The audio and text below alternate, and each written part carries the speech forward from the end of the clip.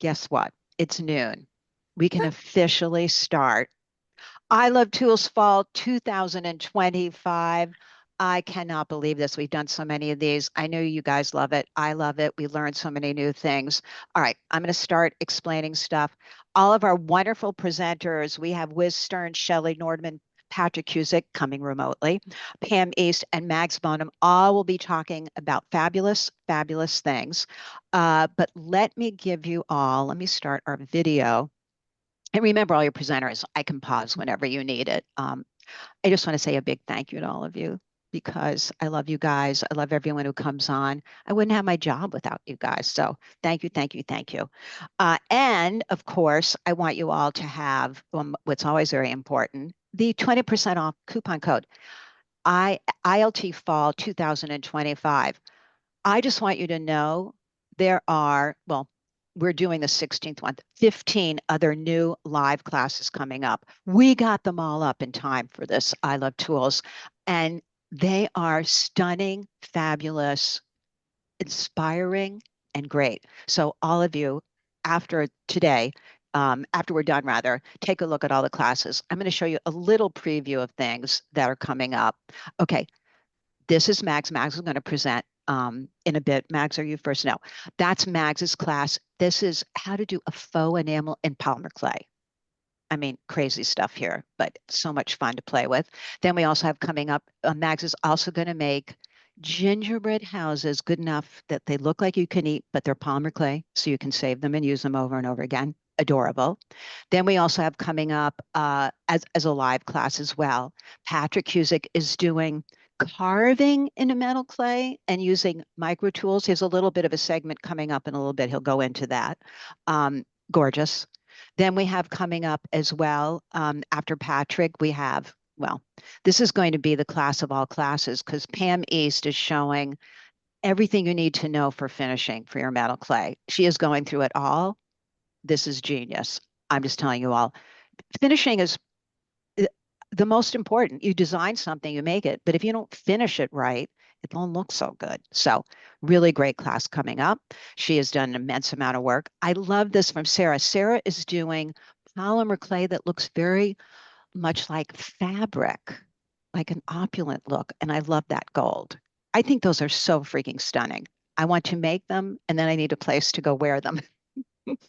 I guess I could wear them for a free Zoom here. Oh, and then look at these. This is Wendy down in Australia. She does polymer clay, and it's all about making marks. Sort of almost meditative what she does, but layering marks, using those Posca pens for your work and making designs, really fabulous. I've seen this whole video already. She finished hers. It's great. You'll love it. So much fun to make graphics that way.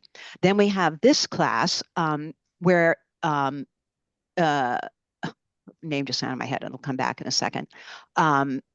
Look at that necklace from polymer clay and those beautiful circles like that.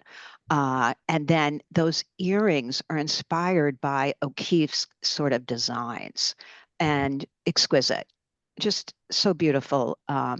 We love all the classes that she's done. And Mags, what is her first name that's gone out of my brain? You're asking me, I'm totally brain dead.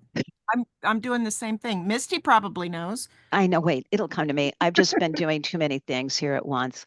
Wait, I'm going to look it up because we want to know. And the name is Lynn Yor. Oh, Um, later. and I was yeah, just with her. yeah, yeah, I know, right? See, there you go. And Lynn has other classes as well on making. You'll see. It's all just you're going to check it all out. No, that's not Lynn. That's I Annette. was gonna say that. No, that's Annette Kramer. Okay, there we go. Yeah, Annette Kramer. But check out her class. There are classes with Lynn Yor as well that are really, really fun in polymer clay. There it is right there. That's one of hers right there. Beautiful, Mondrian inspired type of work. So all of these are over there. Check them all out.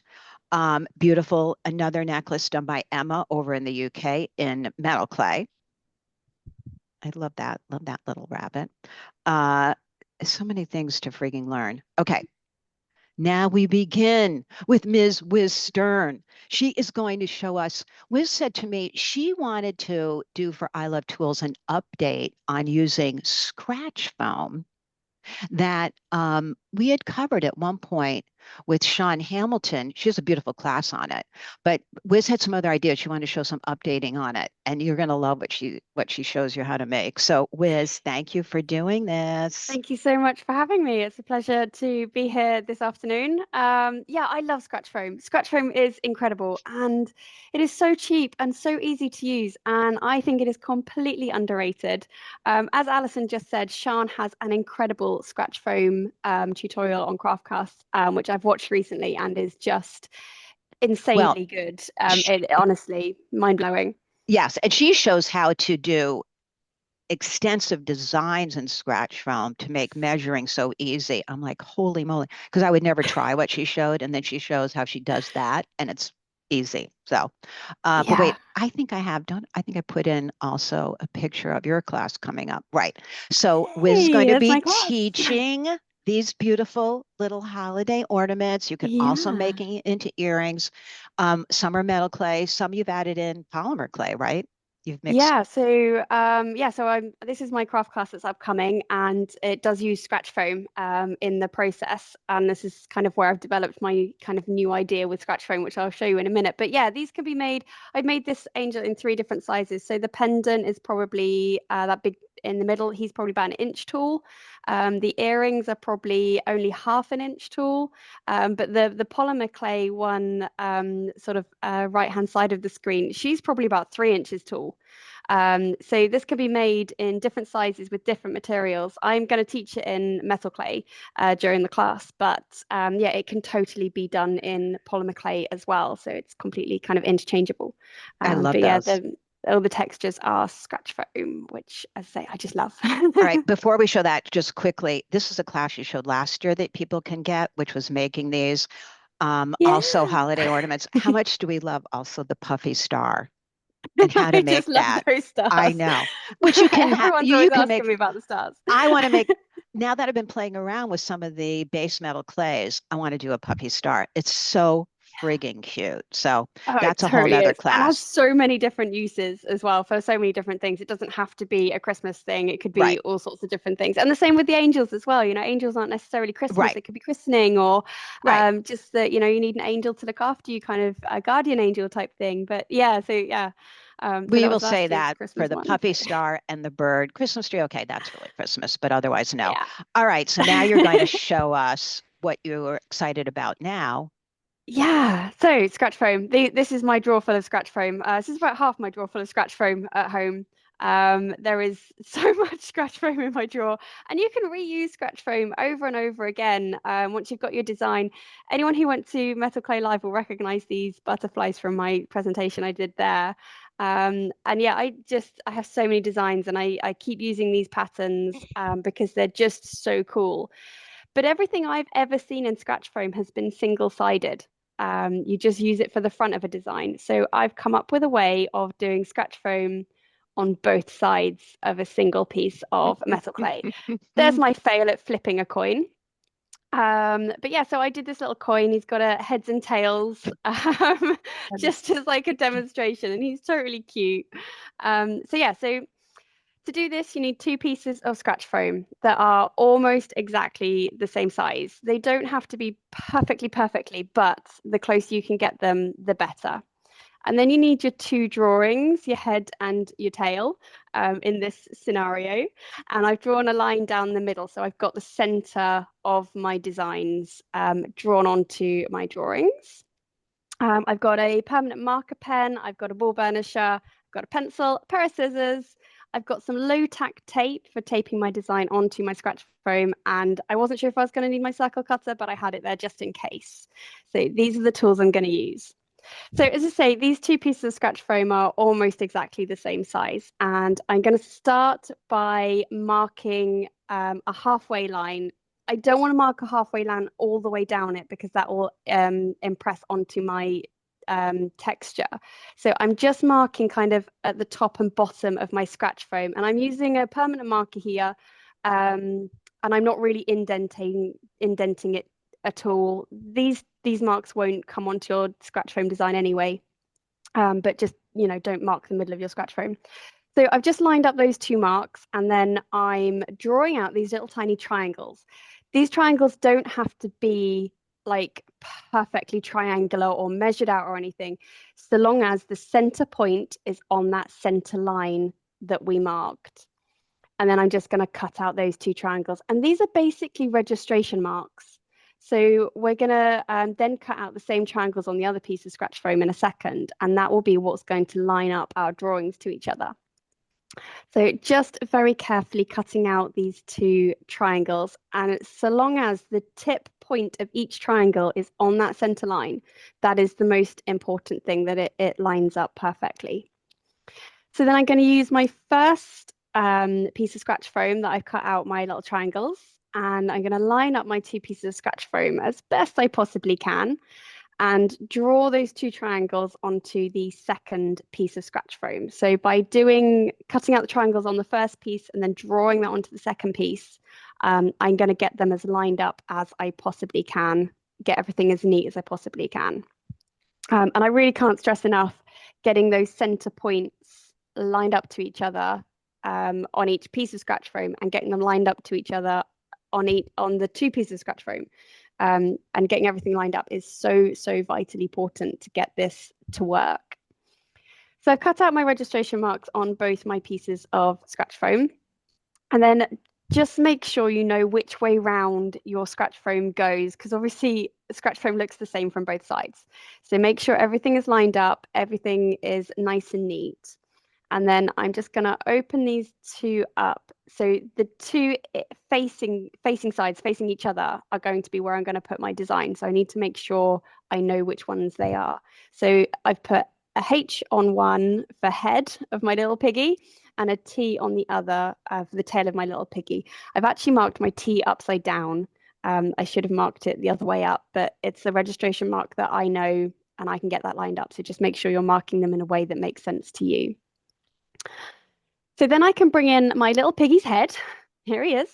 And I'm going to line up the center line of my little piggy head drawing with the points of the triangle and get them lined up as neatly as I possibly can. I'm not worried about where my piggy is kind of vertically up and down on the piece of scratch foam. I just want to make sure that those 2 center lines are marked up with the points of each triangle as neatly as I possibly can, getting this as centered as I possibly can.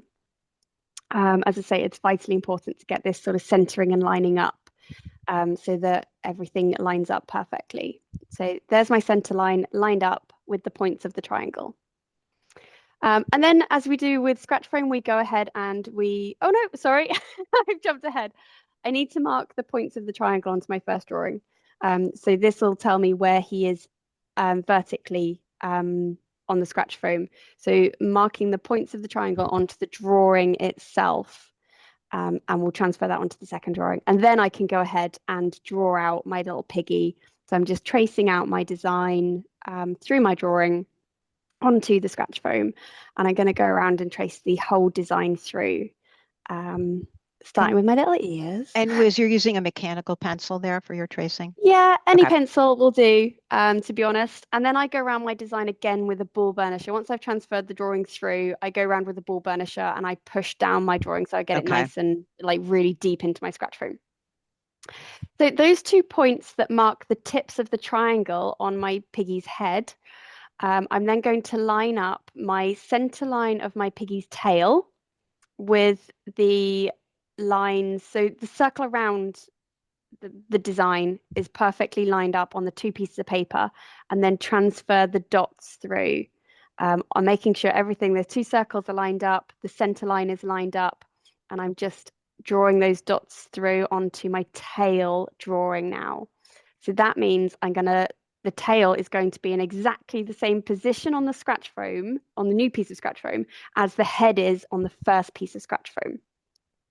So I'm just double checking which way up my scratch foam needs to be so that everything lines up perfectly, because I knew I drew my little T the wrong way up. So I was just double checking that I knew which way up my scratch foam was going to go. And then again, lining up everything as perfectly as I can. So the center line is lined up with the points of the triangle registration marks, and the 2 dots then give me where I need to be vertically on the scratch foam. So this tail drawing is now going to be in exactly the same position on the scratch foam as the head is on his piece of scratch foam. And then again, Wiz, I applaud you to figure that out. No kidding. it was just about figuring out the registration marks and how to get the registration marks to work and to line up. So No, it again, makes sense, but that was well figured out. Okay, sorry. so I've drawn my tail through onto my scratch foam as we always do. I've oiled up my piece of scratch foam, both pieces of scratch foam. I've rolled out a piece of silver clay to, I think I did 5 cards thick. And then I'm pasting my second piece of scratch foam on top. Again, all oiled up, prepared and ready to go. And now we've got to line up our registration marks as neatly as we can, because we know the drawings are in the right place. So we just need to make sure we've got our scratch foam lined up so that the drawings come through together. So set up my little sandwich as I always do. Now I found if I tried to roll, my scratch foam moved. So I use my acrylic roller. You can't tell the amount of pressure I'm putting here. I am pushing seriously, seriously hard to push the scratch foam together. And then I'm rocking backwards and forwards a little bit as well. Don't let anything move. Just rock backwards and forwards and rock side to side and put as much pressure on it as you can. And then, fingers crossed, moment of truth. Oh. There's our little piggy's head. And there's our little piggy's tail, and they are perfectly lined up to each other on either side. So then I got a little circle cutter out and I just cut him out. I spent a second making sure I got my circle cutter in exactly the right place, because we know the 2 drawings are exactly lined up to each other. So I got everything lined up, and then I just cut out my little scratch foam design out, get rid of the excess. And there's my little piggy's tail. I set it to dry.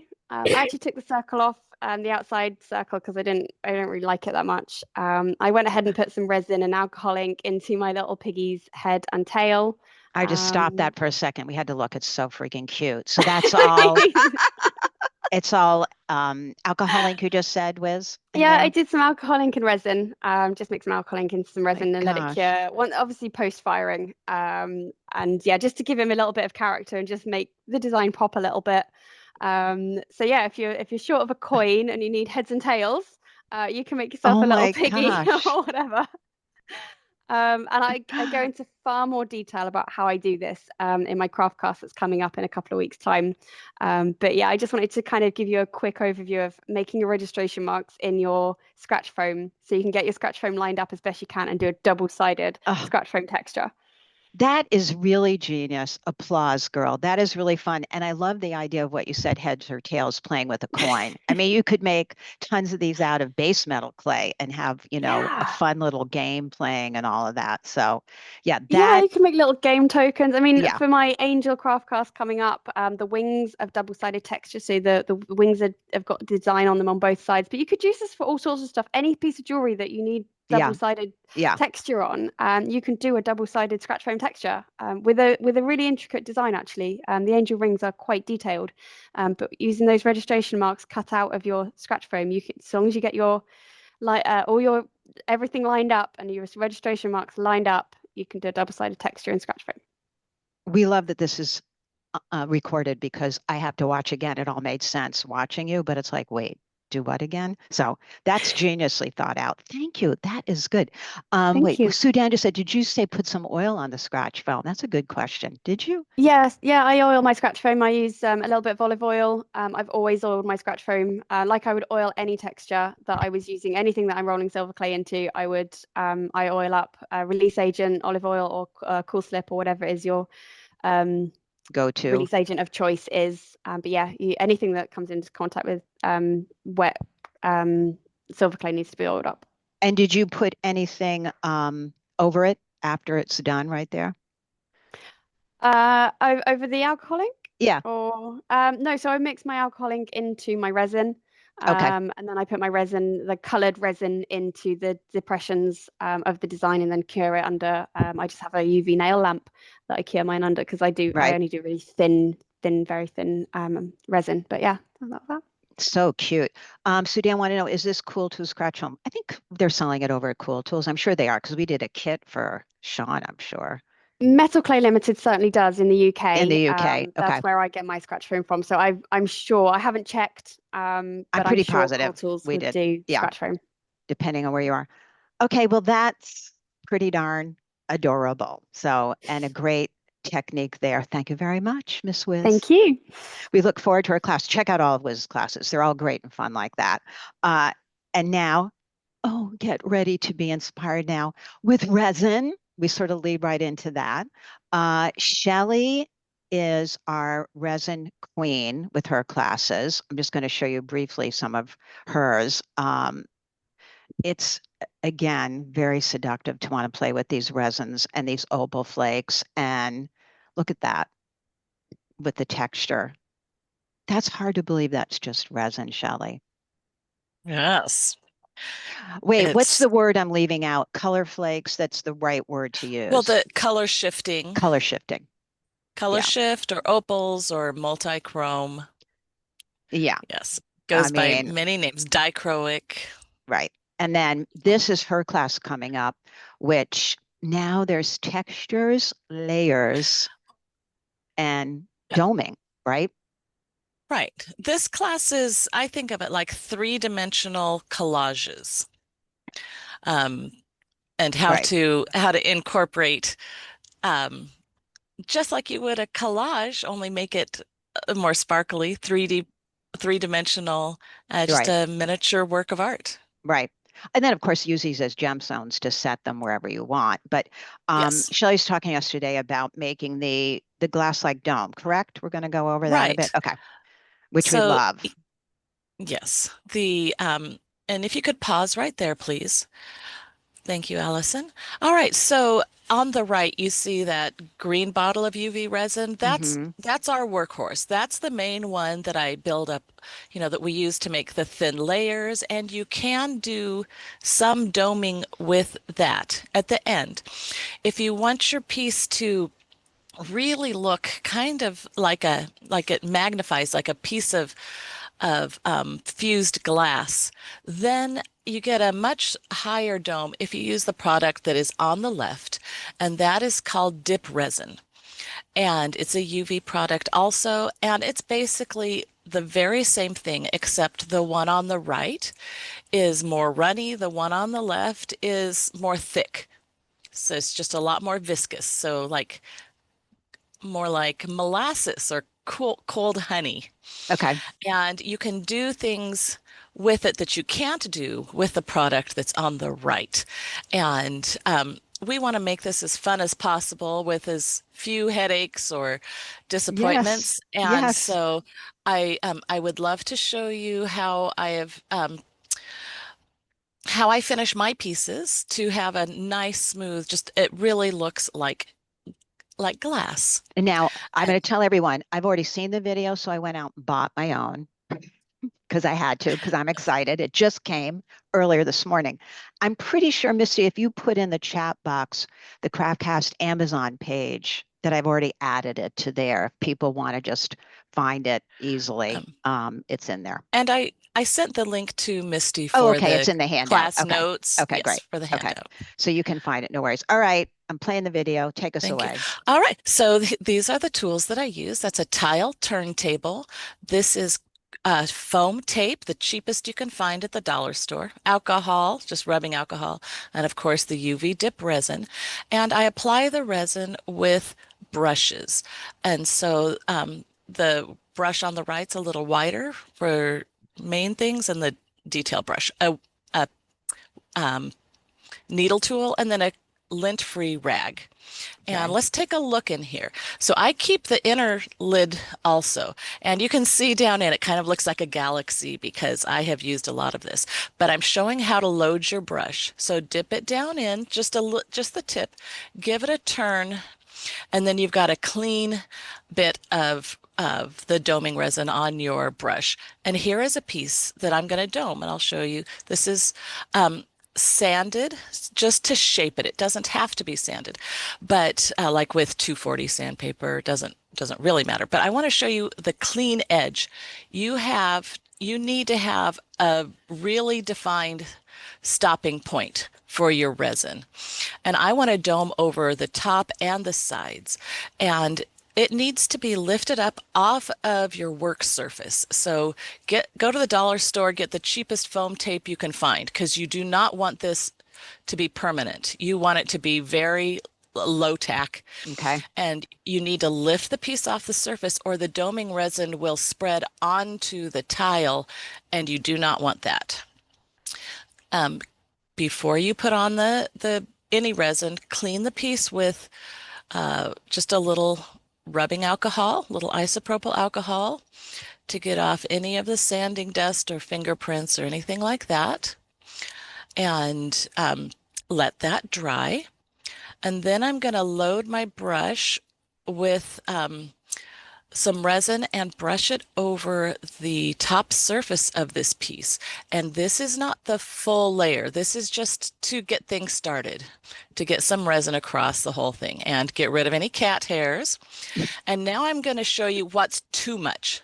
Do not put this much on. I'm showing excess, because that will be hard to control. It is going to flow around too much, and you're going to get a lumpy surface. If that happens, just pull off some excess, put it back in your little jar, and look at that. Another little hair.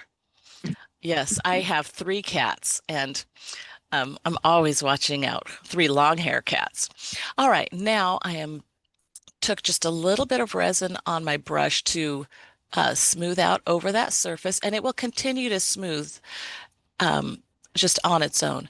And here I'm showing brushing the side. We want to connect the top over the edge all the way to the side. And look, you need to look very carefully, position it so that you can see what you're doing, and float that resin right up to that clean edge that I had mentioned before, that you need whether you're doing polymer clay or acrylic like this and resin, you just have to have a very defined stopping point. And because this is such a thick product, I can hold that tile at an angle and it won't just flow right off. If you tried to do this with the resin that's in that green bottle, it would be flowing all over the place and it makes a mess. I'm always looking for bubbles or anything that might be in the resin that might have accidentally gotten in the resin to remove. And sometimes this product does not catch a lot of bubbles, which is great. But on the surface, you can see that there's a little thing sticking out of the top surface, and we want to remove that. So always be looking very carefully. So here we are. Give it a good look, and you can see it's a little bit wobbly on the surface. So I turn it over, give it a little bit of a shake, and takes a little bit of patience, and then I will, after it's fully leveled, cure it for, my light has like 99 seconds, and I'll do that a couple cycles in order to fully cure it. Sometimes you want a high polish, high gloss, sometimes you want some contrast. So in this case, I wanted to sand the main part of this earring I used 400 grit sandpaper. If you want a finer satin finish, you could use 800 grit sandpaper, but I want those silver crosses to be the focal point, and I really want those to pop. So after I've sanded the entire piece, and I did do the resin doming over the whole thing, and then I sanded it. And now I'm going back with my small detail brush, and I'm just placing a little bit of the resin carefully right over the cross. And I'm not creating a big dome at this point. I'm just setting the boundaries, the outline of where I want the resin.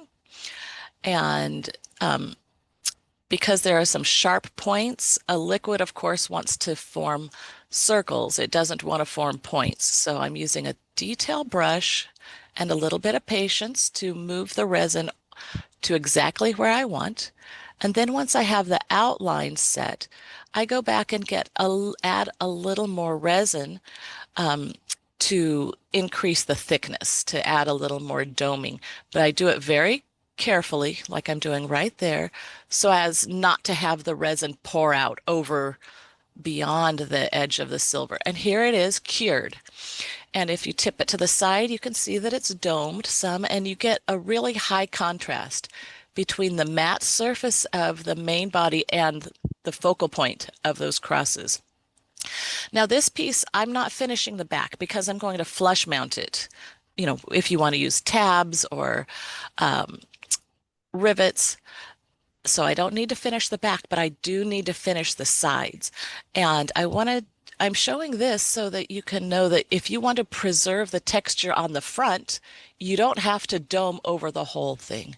Use your small brush, and this resin is so thick that you can just put a little layer on the very sides, and it gives a high gloss, very finished look. And again, I'm just doing it slowly, and I'm pulling the resin up on the, what looks like the crystals. I call this forbidden rock candy because I just want to lick it. So appealing. But you can see how it looks a lot like glass on the edge. Very finished, professional result. And this is the only resin I've come up with, that I've come across, where you can do this technique just on the vertical sides. And again, that's cured under the cure light. And you can pause here. Holy moly, burst. That's like crazy, Shelley. I mean, well, the dip resin, that viscosity is what you're looking for. But to use it's so inspiring to use just it in places so you pop those crosses, or just to finish the sides. I mean, it's all great. One thing I didn't emphasize during the video that I wanted to, just as a real pro tip, between the top, that's the flat surface, and the vertical sides, that line between the top and the sides always needs a little extra resin, a little extra brush to smooth that out. And that helps you get the continuous dome over the top and the sides. Yeah, that crazy. And the tile turntable is really helpful because you can put that under your cure light. And I have just like a very simple workhorse cure light. There's nothing fancy or expensive about it. It's just reliable. You showed us how to make those in an I Love Tools, right? Yeah. Yes. And then, but you can put your tile under the light, and then after one cycle, turn it a quarter turn or a half turn, so that you're getting, because you need to cure the top and the sides of the piece. Yeah, that's a great little tool you showed us. Listen, sign up for her classes. This is just the beginning. It's a long 2 hours of inspiration. And I'm going to tell you a little secret. Shelley's gone deep down the rabbit hole and has played with so much resin and knows all these tricks and different things. It'll all blow your mind is all I'm saying. So it is really fun. I see this. What cure light do you use? And I can give you the link for it, but it is nothing fancy. It is a generic UV cure light that has a separate base. So it's curved on top like a little cave. And and I take it off the base so that I can put it on top of my tiles easily. Oh yeah.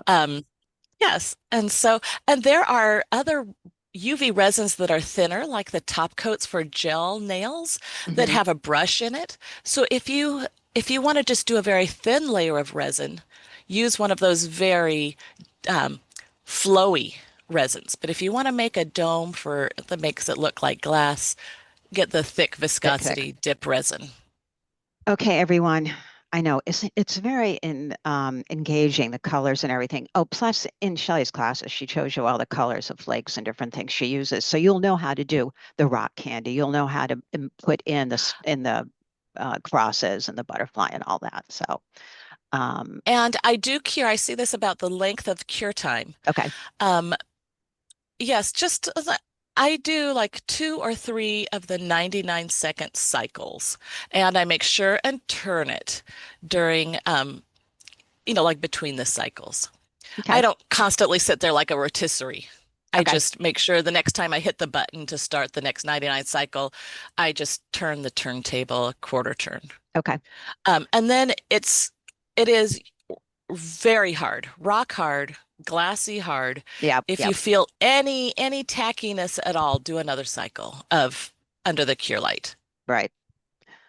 Oh, and Shelley, have thank fun. you. Thank you for being obsessed in an area like this and showing us. I love everyone's obsessions and we get to share. So sign up for And her classes. They're all great.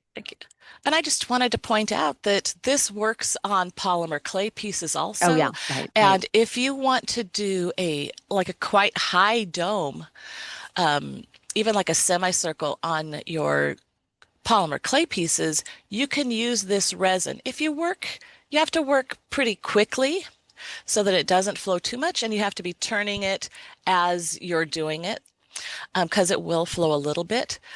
But you can get a thicker glass with this, a little bit different finish than if you were to use the gel nail top coat. But it will work beautifully with polymer clay pieces as well.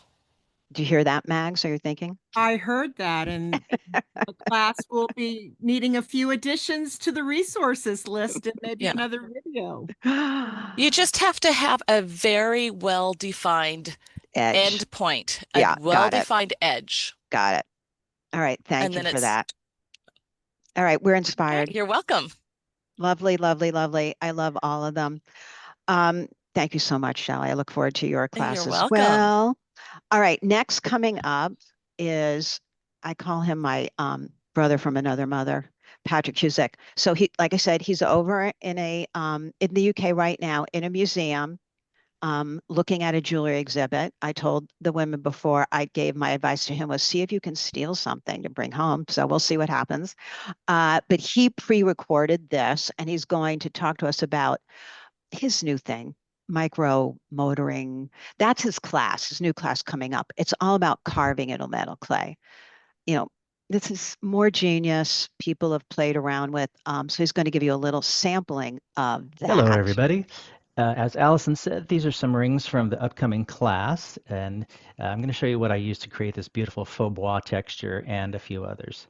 My favorite tool this time is the micromotor, and this is made for nail salons. It's not the one that Fordham makes.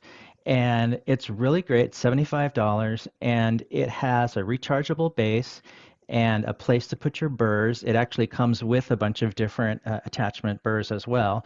But I use primarily jewelers, burrs, and diamond-coated burrs. And these all just give a different effect. And you can see how many of them there are. Each one just gives a different sort of texture that you can make. These are wax carving burrs as well, and you can see the flame tip. Now, the finishing on this motor isn't that powerful. You can do light finishing, so I put these here as a reminder that you can do light finishing, but any sort of heavy-duty finishing, you're probably going to want to use your regular flex shaft for that, and primarily because there's a safety on the unit, and so if you press too hard, it'll stop working. So, like I said, I was able to do some light finishing, taking some patina off, and things like that. But for anything that's heavy duty, you're really going to want to use your flex shaft. It has a variable speed with a little dial and a forward and reverse as well. And the unit also comes with a handpiece, and it's a quick release handpiece. It takes the three 30-second size bits. And you can see how fast that is just to do a quick turn. You don't have to have any Jacob chucks or anything like that. As you turn it up, like I said, it's variable. It goes up to 35,000 RPM. And the forward and reverse feature, actually, you can direct the dust away from you, which is really great. Here's a slow motion. It kind of slows down, stops, and then it slowly picks up in speed. For carving, the bits come into a couple of different categories that I use, but one is the regular burr, And then the second one is the diamond-coated burr. And we're going to talk about the cylinder burr here really quickly. And this is really great for making channels and any sort of, lines here you can see. And it really is about the angle that you're holding the tool, and you can get some parallel lines in the upper left, but you can set some triangular lines with a rounded edge. So it really depends on the angle. The other cool thing about the cylinder burr is it has cutting teeth on the top, so you can make these really perfect little circles, and can do that continually, so everyone will be the same, and you can make it as deep as you want. So that's another good texture making idea. I work over a nail dust collector from the nail salon, and this is rechargeable and portable, which is really great. Has a filter in it, but then you also put a paper filter on top, and you'll see that I'll be working on top of that. But this has been really great because I have a sensitivity to copper. Now here's the setup.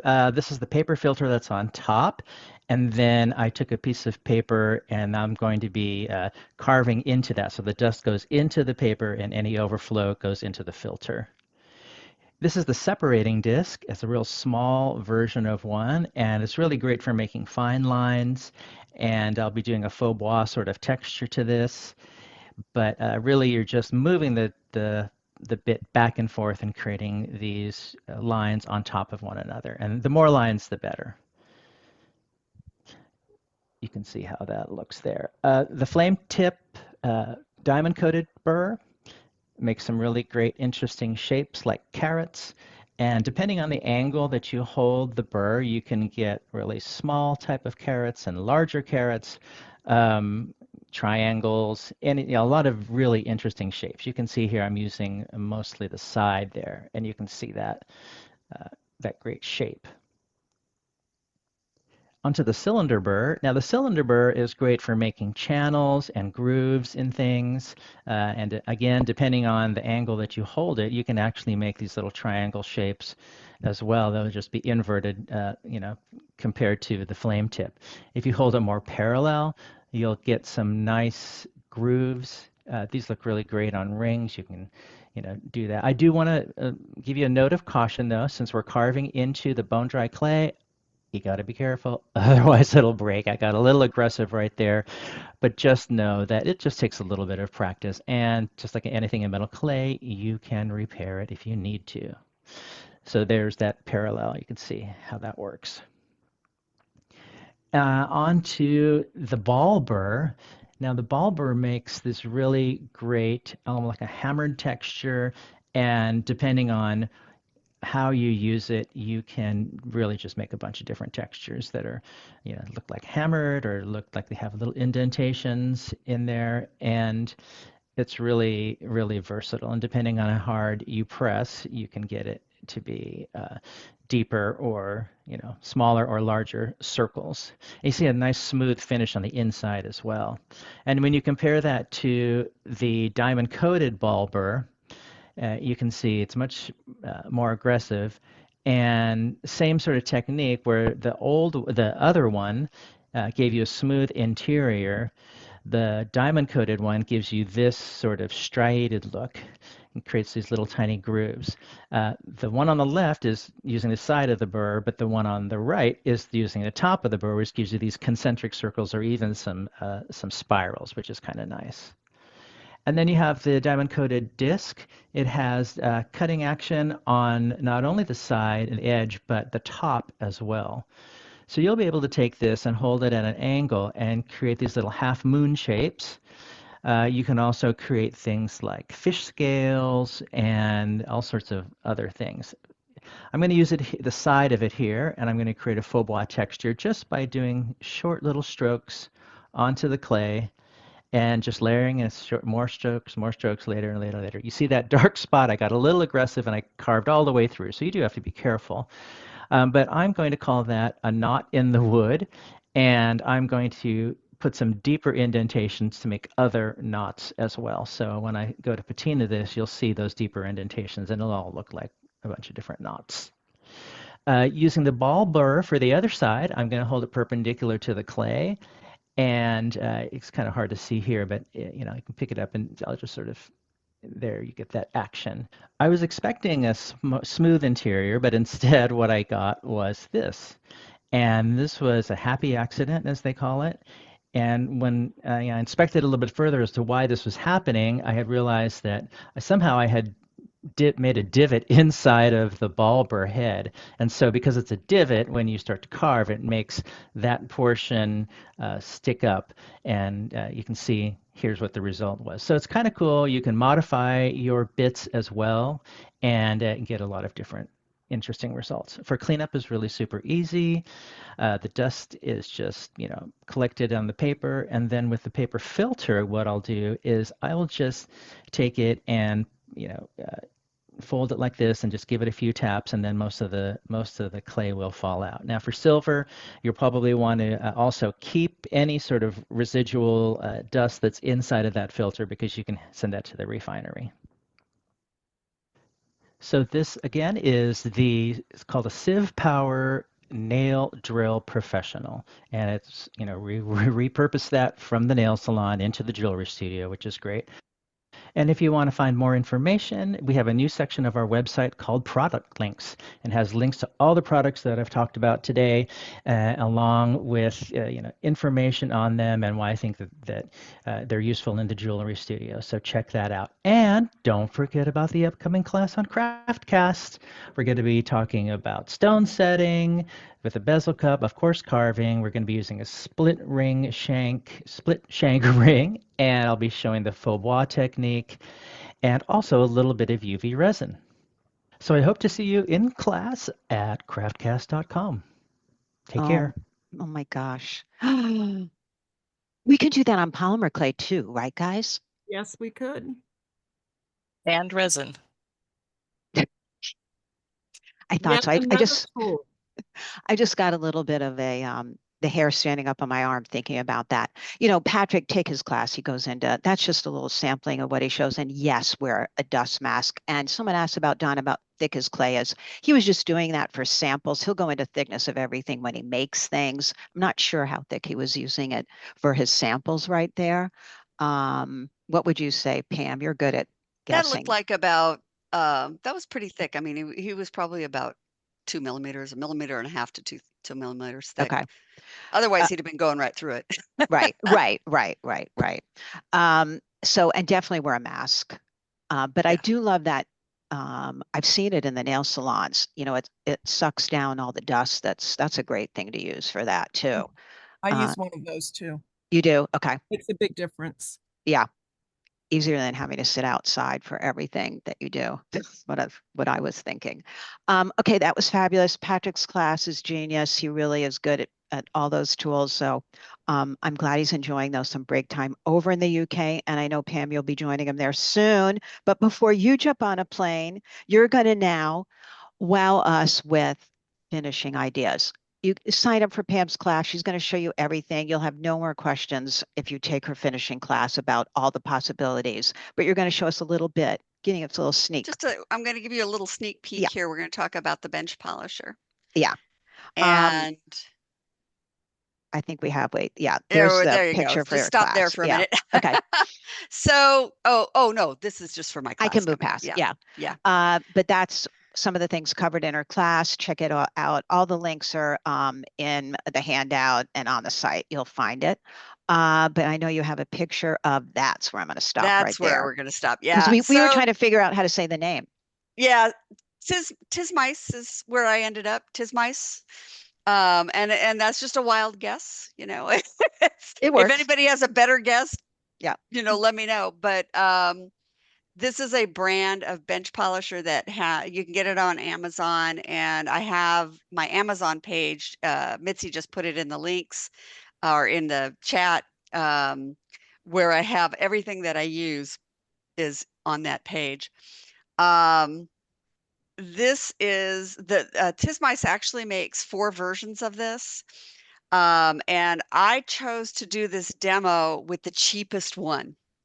And I wanted to find a bench polisher under $100. This was my goal, was to get this under $100. So I bought their least expensive one. And I understand that over time pricing will change, but I want to mention prices because of just to give you comparison pricing, this versus that, this one was about $72. And I think they have one for 96. That was 800 watt. This is 450 watt. They have an 800 watt for like about 98, which is still under 100. And before we move on, I do want to mention that they also have them with vacuum cabinets.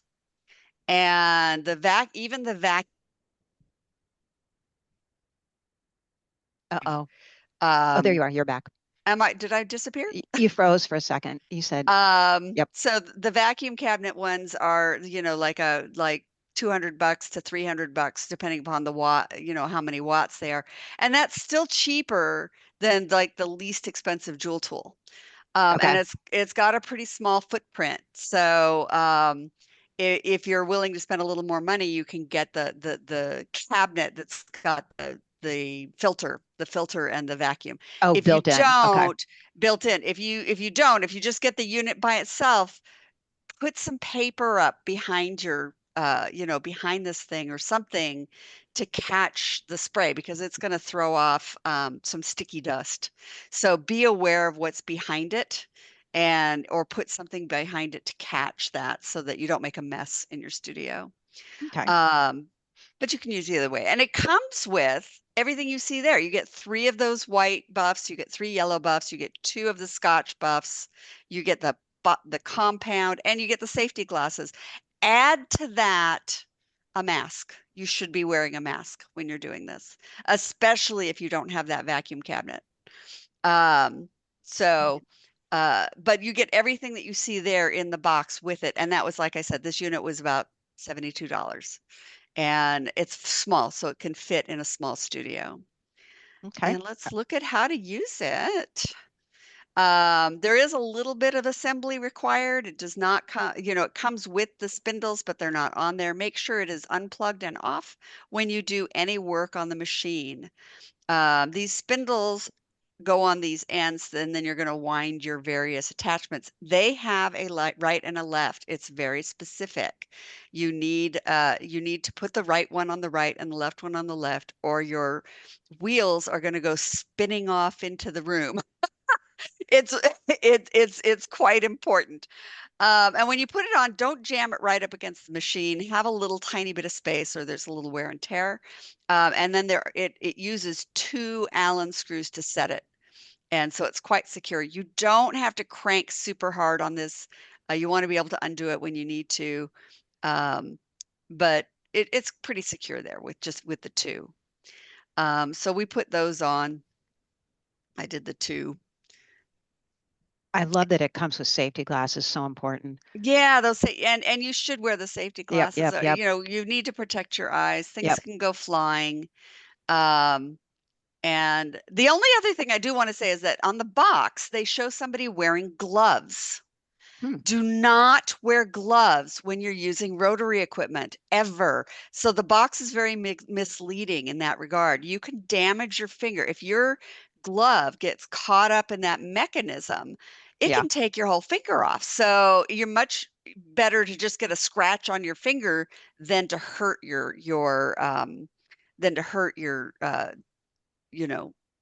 get a scratch rather than losing a finger. No gloves with rotary equipment. Okay, so where will you set up?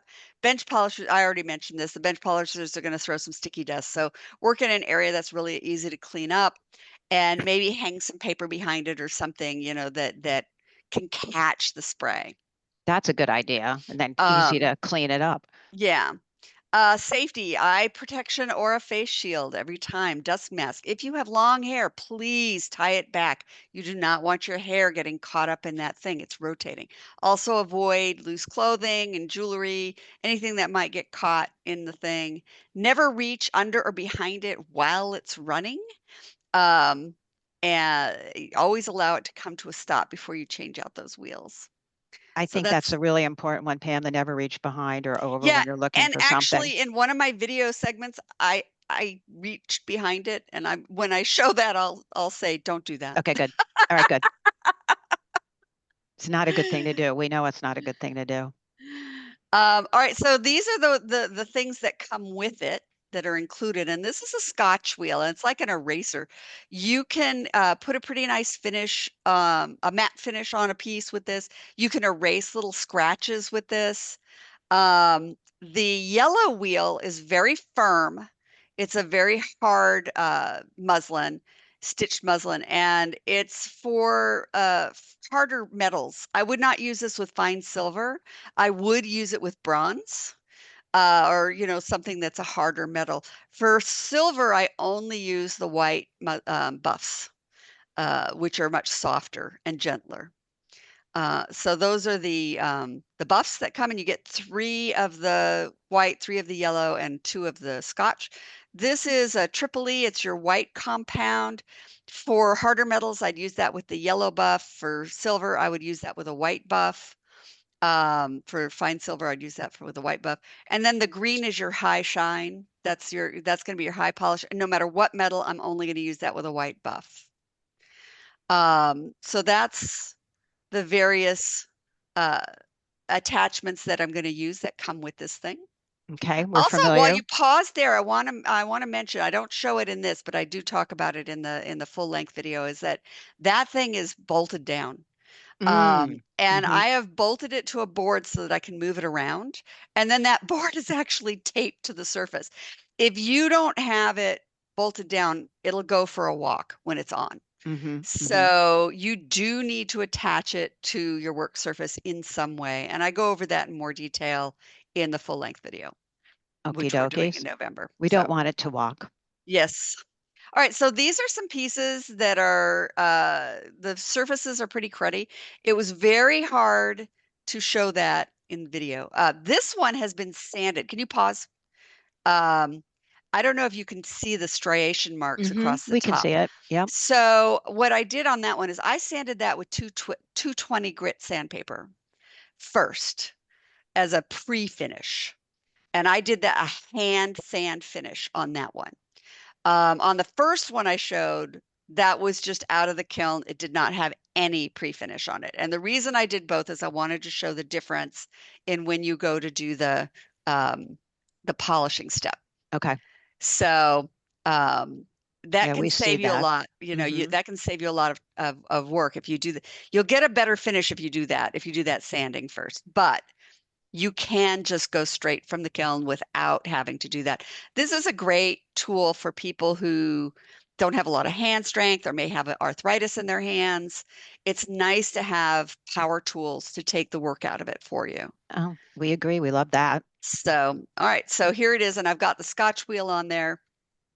And that is going to do, that's like a pre-finish. I would call that a pre-finish. Before I get to the buffing wheels. And I'm doing that teardrop piece that was straight out of the kiln. I'm not going to go straight to a buffer, a buffing wheel, one of those muslin wheels. This is taking the place of my hand sanding. So I am cleaning up that surface and trying to get rid of any scratches and imperfections that were in the top. Using that. Now, I want you to notice that I am working I always work between 3 o'clock and 6 o'clock on that wheel. So this one had that sanded surface. This is what it looked like after that buffer. And it's similar. It's quite similar. Didn't get quite good around those indents, but I could have done better with more time. Let me put it that way. And gotten it very similar finish. So now I'm going to take that off, and notice that I'm rolling it towards me to take it off, and I'm rolling it away from me to wind it on. And it's the same on both sides.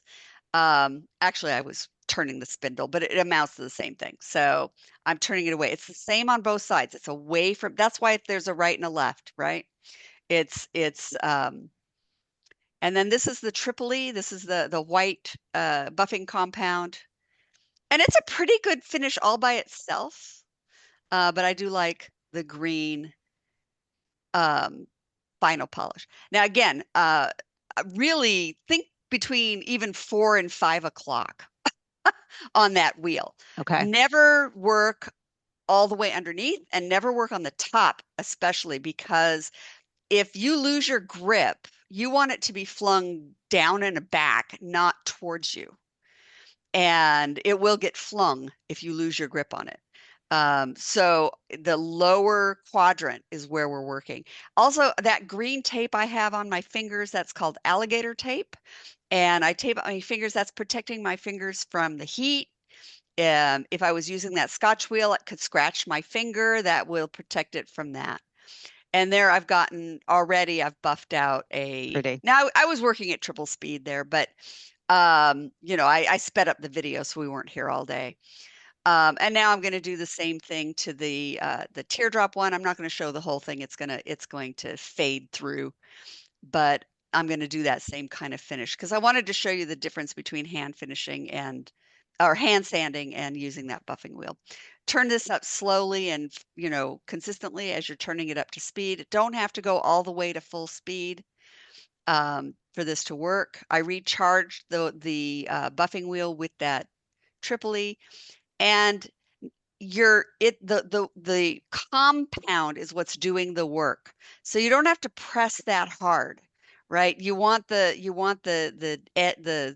outside of that buffing wheel to be doing the work. And there is my first Oh my God, pretty. That's just with the Tripoli, with the white. And and you can see that this is not quite as smooth as the one that I hand sanded, but it's still pretty good. So it just depends upon how OCD you are about it, I guess. I'm pretty OCD. And you recommend those green covers for your fingers, right? Yeah, the alligator tape is great stuff, and that is in my Amazon store. So if you go to my Amazon store, you'll find and that. we'll make sure that link is in the handout. I saw it was missing, but we'll make sure. It was missing, but we're going to add it. Yeah, no worries. So again, what I was saying was all the work was being done by that compound, which is just on the outside of that wheel. So pressing harder doesn't really gain you anything.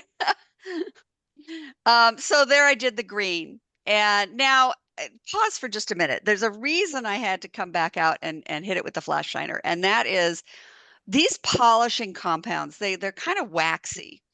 And you have to clean it off. And in fact, I cleaned the compound off between the white and the green because I don't want to contaminate my wheels. And what I use to clean that compound off is hot water, Dawn, and ammonia, and it dissolves off the compounds. And that's in the full length video.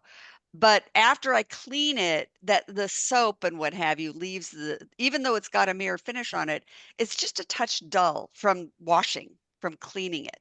Okay. So I'm just going to buff it up real quick with one of the flash shiners. This takes seconds. And you've got the black, the white, and the green sides. Not going to use the black. We're not going to use that at all. We don't need to. We're just going to use the green, and that's going to take off any soap scum or anything like that, the oily fingerprints. I'm not using a tremendous amount of pressure. I don't need to. And then I'm going to use the white to buff that up and pretty. get that mirror shine. It's just because when you clean off the compounds, it can leave the surface just a little dull. And but it doesn't take much work to do this. And then I think I have a final shot on there showing the how smooth and gorgeous that finish is. Beautiful. And it's that's really mirror beautiful. finish. Yeah, it is. You can really see reflection in that. You can see if you look carefully, you can see my dream box in the reflected in the surface. That's a good test. And this is, that was just what came in the box. I didn't add a single extra thing, other than a mask and some alligator tape for my fingers. Right. And for less than $100, you can have a power tool like this that can really up your game a lot. No, that's I know, and I know in your class you're going into everything, so you'll never have a question again, and you can see what you I want to want to get. answer Jan's question though, because Jan asked, I'm using a Different different polishing. buffing Yep. wheel for each Compound. and absolutely 100%. Yep. Do not mix them up. And that's why you saw I wrote white on one and I wrote green Right. on one. So, and then when I put them away, I store the compound with the wheels that I use with that compound, because after you use them, they're it may be white and green to start with, but they're both going to look black after you start polishing Right. with them. Okay. So you need to mark them and you need to store your compounds. And Krista had a good point. Yeah, if I'm doing different metals, I'm going to want different wheels for those as well. Okay. Because you don't want the cross contamination. And you can buy these replacement wheels, and they're not very expensive. But you get these with you get all get of a these. few. Yeah. You get a few to get started. I'm 99% of my work is silver, so I don't really think about that too much. But I have a lot of wheels here, and okay, that's a sound bite I want to remember today. I got a lot of wheels here, baby. So. Yeah, man, and they're spinning. There's a lot of compounds on the market too, and I had looked at all my compounds, and I even bought a sampler set of the Lux, which is a new, I think it's a silicon-free compound set from Rio Grande, and I looked at that, but at the end of the day, I got exactly the results I wanted with the white and the green that came with the kit. Okay. And so I decided not to branch out into the other compounds because I didn't think it added much. Got it. We love that. That's why we love you doing it all for us. So we know now. So, oh, thank you, Pam. We love this. It's really important you're finishing. It makes all the difference in the world. So thank you for offering this class coming up where I know you're going to cover everything we need to know. So thank you for that. You're welcome. And I don't think we need that for polymer clay, but maybe. But now we have Max coming on who, we're always liking to mix our polymer clay and our metal clay with different things. And the women who've all presented today, they come up with things that you can use both ways. So now, Mags, you've come up, wait, I'm going to show some of your classes. I think first we have some pictures. Okay, so this is the class you have coming up where we're calling it faux cloisonne in polymer clay. So you're getting a fake sort of enamel, which is fun to do in your polymer clay. And then you have your gingerbread houses that are coming up. That's, just fun in polymer clay.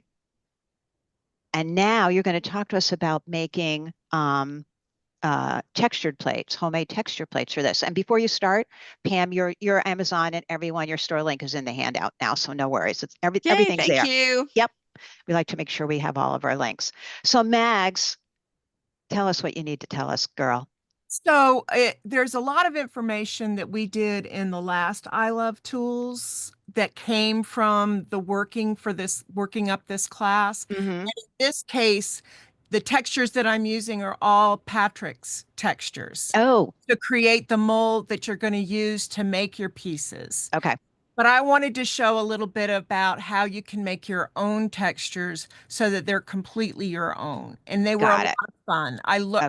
I took a class from Anka many years ago, and she encouraged us to make our own texture sheets for the piece. And this is the result of some of those pieces that I did. Okay. But thank you for mentioning that those are Patrik's.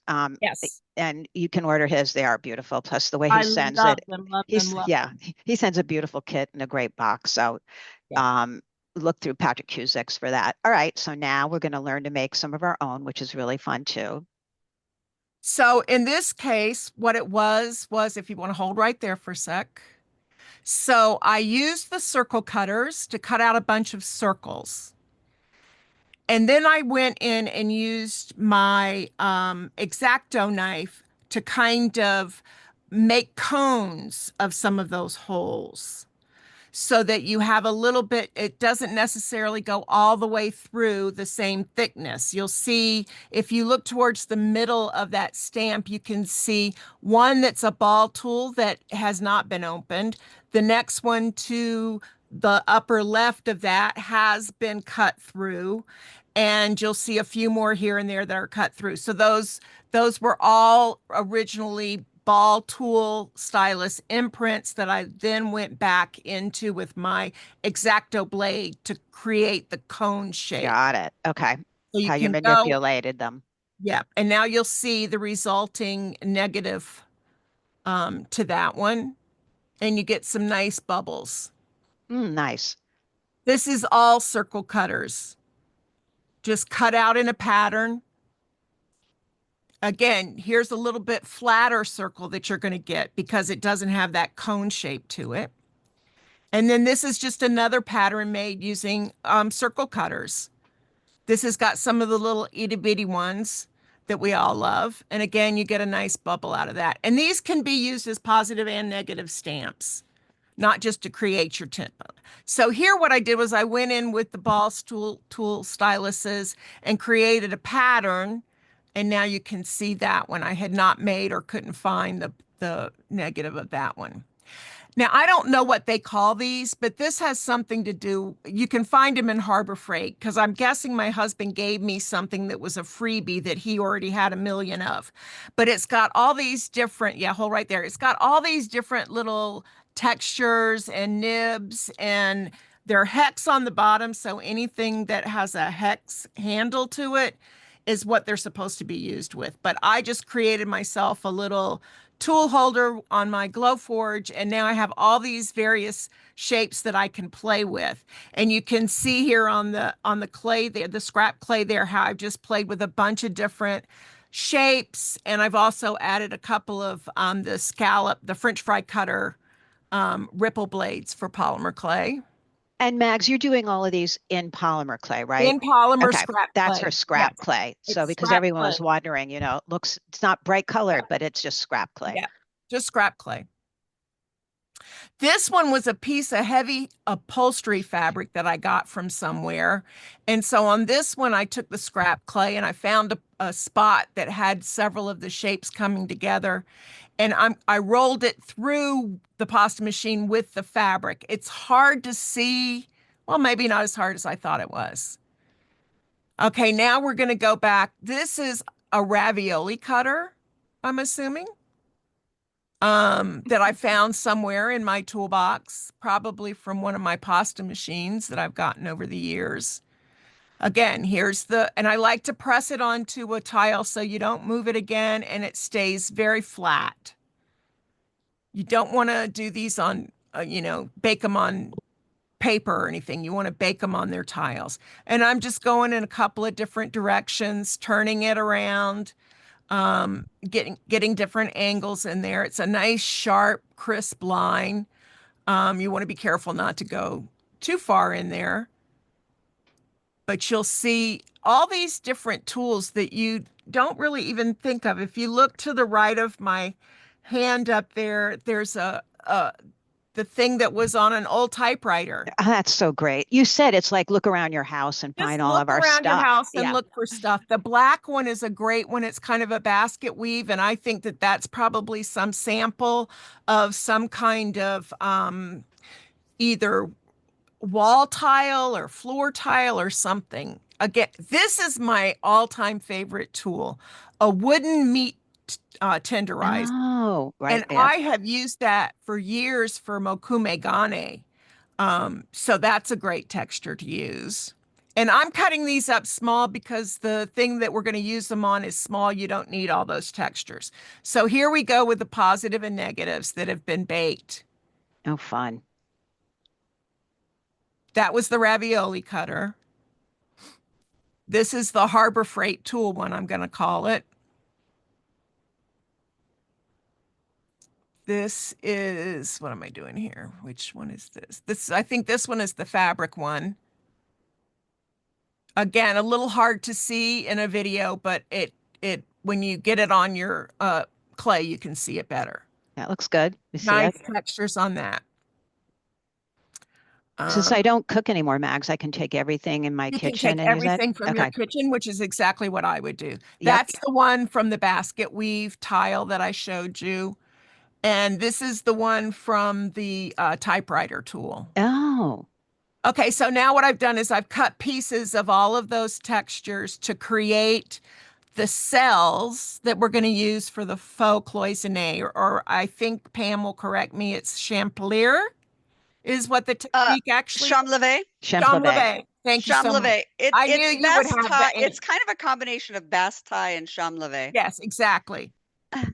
So and I'm creating those to give the texture, and then you're going to be putting more scrap clay on top of that to create your actual piece. So this class is a real good use of love it. a lot of scrap clay.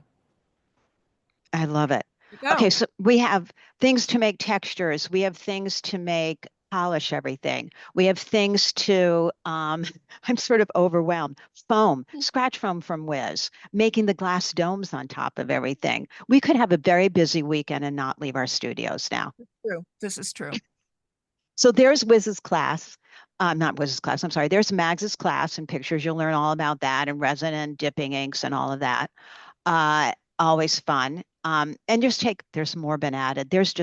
I just had to show it off a page at the website because when we opened up all the classes, it just looked like, oh, I want to be there for everything, which I will be. But there's even more have been added. So come over to craftcast.com and check everything out. It's a happy place. And make sure you write down that coupon code because right now for 1 week, you will get 20% off everything, whether it's a live class or whether it's a video. The only thing you can't use it off on is our bundle. We have a bundle in there of a bunch of ideas. It says right on there, you can't because it's already really discounted. But otherwise, use that. Anything that you need to know more about, just come on over to craftcast.com and send an email to us at support@craftcast.com.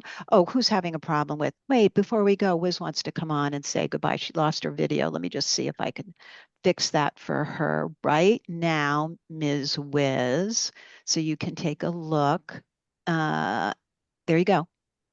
And otherwise, I just look forward to seeing everyone at one of our upcoming classes because we know how to party and have a good time online and leave happy and inspired. So thank you, everyone.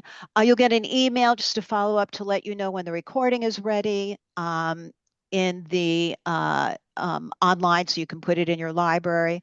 Postcode one more time. Sudan, it's, here, let me back it up. Or Misty, can you pop it in there? I'll never say it right. It's I Love Tools Fall 2025. ILT Fall 2025. And you'll be reminded of that. It's also on the website when you log in. So thank you to everyone who came on. Thank you to all my wonderful friends and participants. Yay. It was fun. We love it. There it is. Misty just put the code back in there for us. Yeah, I learned a lot. So I look forward to seeing you all again soon. Big hug to all of you. Have a lovely weekend and start making things. Bye, everyone. You take a nap, Max. Okay. Bye-bye, everyone. Goodbye. Bye.